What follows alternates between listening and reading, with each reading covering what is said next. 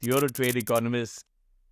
How do you define it? And why are you such a strong advocate of open trade when it comes to India and, of course, other countries in the world?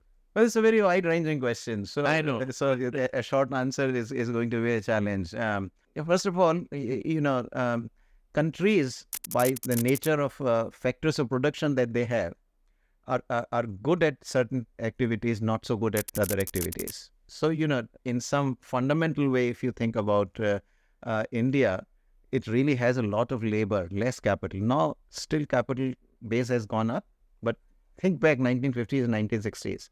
We hardly had any capital. We are largely a labor abundant economy, a lot of workers, very little capital. What are the kinds of activities we can naturally do better? Labor intensive.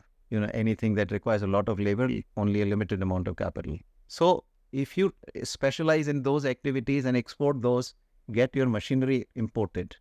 So in the 50s and 60s, this is what we should have done.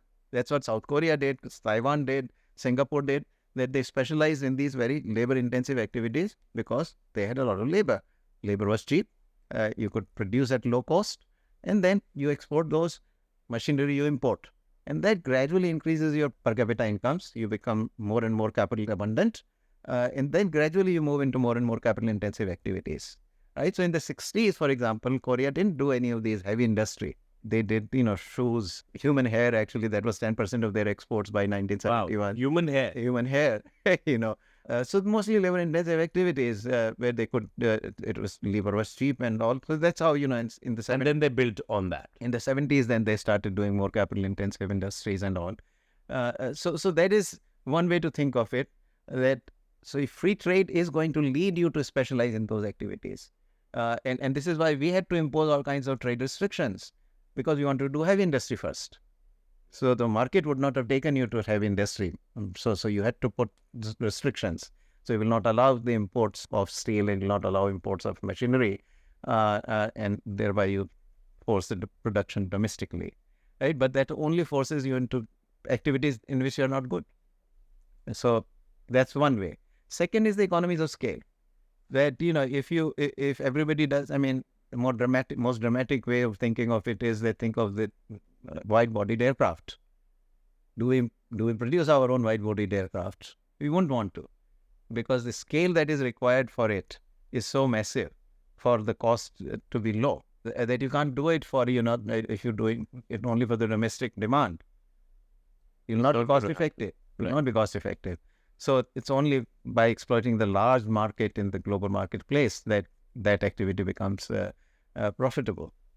So this specialization, economies of scale, both of those are the reasons why free trade gets you to the more efficient industries.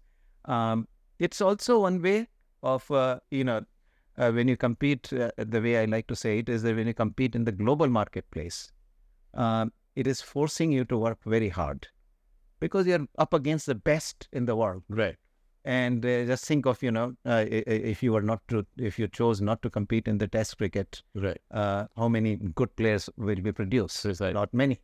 But now, when you compete, you go to Olympics, you go to World Soccer, you begin to produce real winners, real stars. It's the same with, first of all, you learn by looking at them, what they are doing, meaning the technology. So the technology comes, there are 200 countries which are innovating around there, and whoever is the best, that's the technology you want to use. So if you're trading, you know what that product is, what that technology is. So in terms of, the competition effect of free trade makes you more efficient in the manufacturing activity.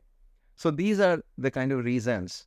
And finally, I would also say that, when your trade is fully free, then you are basically benchmarked against the best in the world. And if you are not able to compete, then you begin to see what am I doing wrong in my domestic policies. Right. So you also begin to then fix the domestic policies.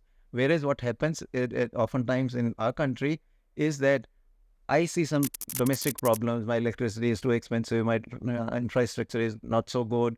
And then I go to the government and say that, look, compared to the global competitors, I got 20% disability because of all these other factors. Right. And if the government comes and says, okay, I'll solve your problem by giving crutches to the exporters and put a 20% tariff for you. Right. So you impart a disability to the foreigners. Then effectively what you are doing is you are legitimating the higher costs, which should have been addressed through policy. Right. I mean, electricity prices, you undertake reforms in electricity sector. Likewise, infrastructure, if it is poor, then you build better infrastructure. That is how you should be addressing, but when you bottle up international trade through these protectionist measures, you are effectively saying that, okay, we don't need to address these inefficiencies in the domestic production. We'll simply protect you through a tariff war. That doesn't lead to the efficient outcome. Right. Hey everyone, thanks so much for watching this clip. As you know, we are taking a deep dive into some complex issues and decoding them for you. So don't forget to check out more content on our channel. And also, we'd love to hear back from you with your comments and your suggestions. So let's explore together.